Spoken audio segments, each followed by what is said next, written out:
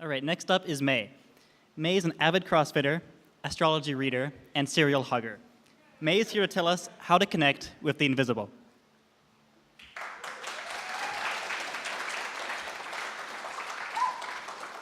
It's really tall.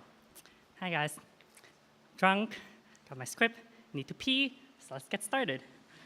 All right, hi guys. Hello everyone. Thank you for joining us today. My name is May, and I'm here to talk about the invisible population around us. Being a minority in both visible and invisible ways present different kind of challenges. Maybe you've heard all about that, but can you imagine being invisible to everyone? So at first, a little bit about me. I'm a software developer for a local tech startup in town. I'm Asian, I'm not straight, very, very not straight. Since I was young, I've always believed in those invisible population. They're all around us, watching us, and follow us wherever we go. Of course, talking about the corporally impaired, or we call ghosts.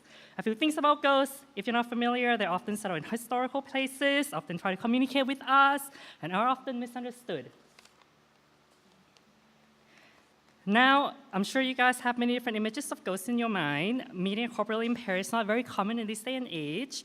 What you're imagining are likely formed based on the media or secondhand story rather than personal experience. Many of them are being portrayed as scary, as someone to be feared, that they're a risk to our safety, and they're often accused of a crime simply for being there and looking a certain way. I speak too fast, apparently. The other type that comes to mind might be the unfortunate and the hopeless one, a burden to our society. A lot of this impression comes from a misunderstanding of how everyone contributes differently to the success of the whole. Those are just some examples, but in reality, the corporally impaired are as diverse as life on Earth. Understand that what the media portrays may be selective instances of the wider population. It might seem like a hassle, but it's worth getting to know their stories firsthand.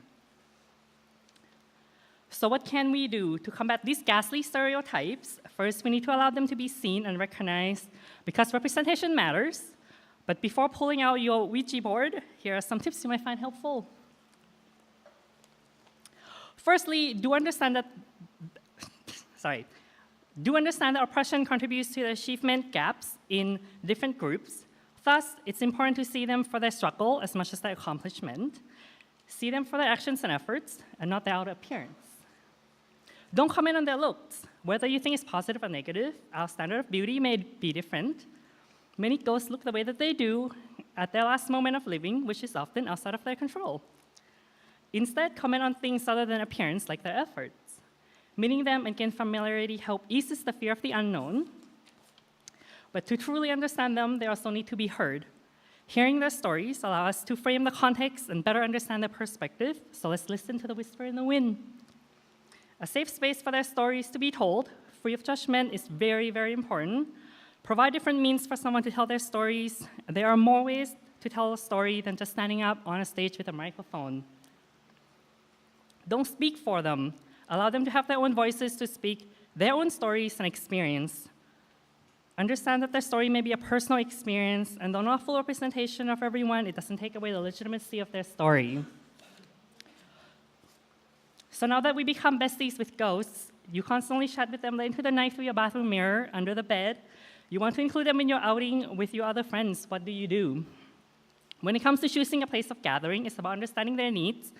Being a minority in the crowd can be overwhelming, especially if you feel like you're being haunted. Having a safe, quiet space to retreat can help clear the mind and calm the spirits. Want to go a step further? Share a piece of their uniqueness with others. Something from their culture to allow others to experience a little bit of their background. There aren't many better ways to foster empathy than walking a mile in their shoes.